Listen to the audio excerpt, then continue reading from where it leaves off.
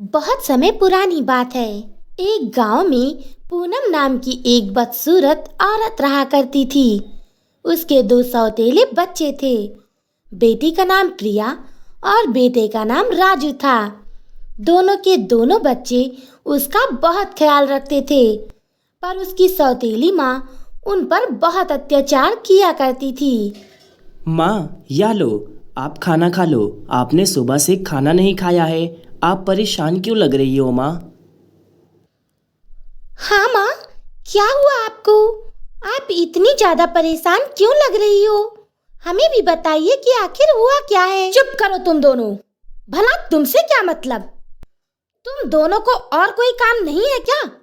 जब देखो तब मेरे आगे पीछे लगे रहते हो। खाना यहीं रखो और जाकर बाजार में सब्जियां बेचो। और अगर सब्जियां नहीं बिकी तो तुम्हारी खैर नहीं। ठीक है माँ, हम दोनों मिलकर जा रहे हैं बाजार में सब्जियां बेचने। हम दोनों पूरी सब्जियां बेचकर ही घर वापस आएंगे। दोनों बच्चे अपनी सौतेली माँ का बहुत ख्याल रखते थे, पर उसकी सौतेली माँ उनका बिल्कुल भी ख्याल नहीं रखती थी। उन्हें बात बात पर डांटती रहती थी और दोनों बाजार में सब्जियां बेचने लगते हैं। सब्जियां बेचकर वह दोनों अपने घर का गुजारा करते थे। दीदी, आखिर ऐसा कब तक चलता रहेगा? क्योंकि हम दोनों इतना ज़्यादा काम करते हैं और माँ का ख्याल भी रखते हैं, पर माँ तो हमें बिल्कुल भी प्यार नहीं करती। मैं क्या करूँ? वो हमेशा हमें मारती पीटती हैं और डांटा करती हैं। कभी कभी तो मुझे ऐसा लगता है कि मैं इस घर को छोड़कर कहीं चला ही जाऊँ। नहीं भाई, तुम ऐसा मत सोचो। तुम्हें पता है ना, माँ की तबीयत हमेशा खराब रहती है। वह ठीक से चल भी नहीं पाती। अगर हम दोनों यहाँ से चले गए तो उनका ख्याल कौन रखेगा? उनको खाना कौन देगा? हमें ऐसा नहीं करना चाहिए। पर दीदी, आखिर ऐसा कब तक चलता रहेगा? आखिर माँ हमें अपने बच्चों की तरह कब प्यार करेंगी? बताओ दीदी। देखो राजू, मुझे यकीन है एक ना एक दिन हमें माँ जरूर प्यार करेंगी और हमसे अच्छे से बात करेंगी। तुम चिंता बिल्कुल मत करो। चलो अभी घर चलते हैं। इसके बाद दोनों भाई बहन रास्ते से अपने घर की ओर जाने लगे। जब दोनों जंगल के रास्ते से जा रहे थे, तभी अचानक से उन्हें किसी की चीख सुनाई देती है।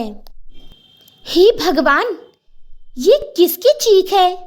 लगता है जंगल में कोई गिर गया है या फिर फंस गया है। हमें जाकर उसकी मदद करनी चाहिए। हाँ दीदी, आपने बिल्कुल सही कहा। चलिए हम जल्दी से चलते हैं। क्या पता किसी को हमारे मदद की ज़रूरत हो। चलिए दीदी। ऐसा बोलकर दोनों भाई बहन दौड़ते दौड़ते जंगल की तरफ बढ़ते हैं और उस जगह पर जाकर पहुंचते हैं जहां से उन्हें आवाज आती है। वह दोनों देखते हैं कि एक परी कुएं में गिरी होती है। दोनों भाई बहन मिलकर उस परी को उस कुएं से बाहर निकालते हैं।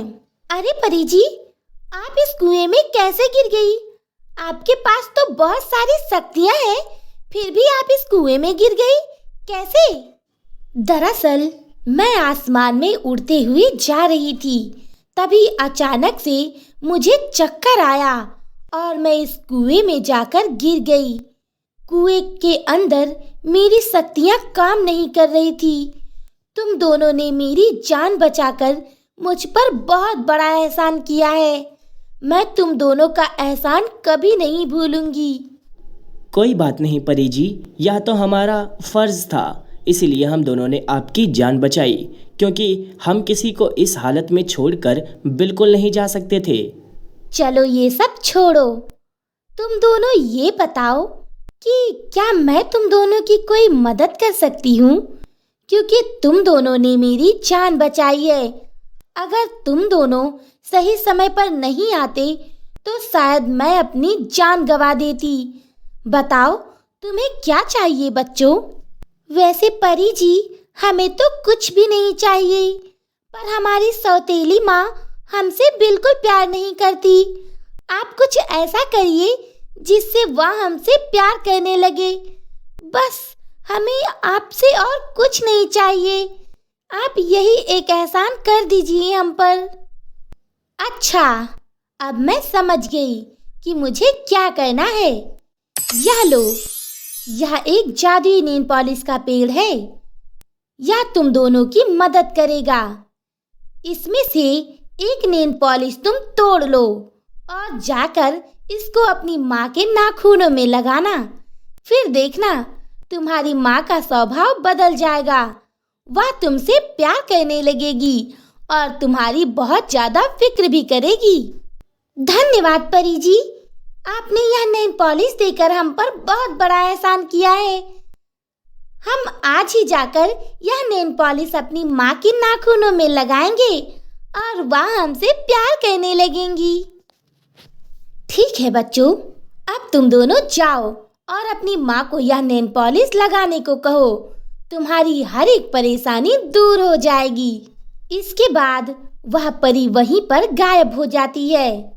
फिर दोनों भाई बहन तुरंत ही एक नेल पॉलिश वहां से तोड़ लेते हैं और दौड़ते दौड़ते अपनी घर की तरफ वापस आते हैं। घर आकर प्रिया अपनी माँ को नेल पॉलिश देते हुए कहती है, माँ यह देखिए, मैं आपके लिए एक नेल पॉलिश लेकर आई हूँ। आप इसे लगा लीजिए। देखिए, यह बहुत अच्छा है माँ। ठीक है, लाओ, यह मुझे दे दो। जरा लगा कर देखूं कि यह मेरे नाखूनों पर कितना अच्छा लगता है। दो जल्दी से मुझे। इसके बाद पूनम प्रिया से नेल पॉलिश ले लेती है और उसे अपने नाखूनों पर लगाती है।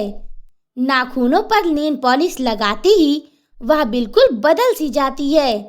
वह काली से गोरी हो जाती है और साथ ही साथ उसका स्वभाव भी बिल्कुल बदल जाता है और वह अपने दोनों बच्चों से कहती है, मेरे प्यारे बच्चों, मैंने तुम दोनों के साथ बहुत बुरा बर्ताव किया है। मुझे माफ कर दो। अब से मैं ऐसा बिल्कुल नहीं करूँगी। मैं तुम दोनों से बहुत प्यार करूँगी और तुम दोनों से कोई भी काम नहीं करने को कहूँगी। बस तुम दोनों मुझे माफ कर दो बच्चों। अपनी माँ की ऐसी बातें सुनकर दोनों भाई बहन बहुत ही ज़्यादा खुश हो जाते हैं और मन ही मन उस परी का धन्यवाद करते हैं जिसने उन्हें यह जादुई नेल पॉलिश दिया था। इसके बाद से सभी लोग हंसी खुशी एक साथ रहने लगते हैं।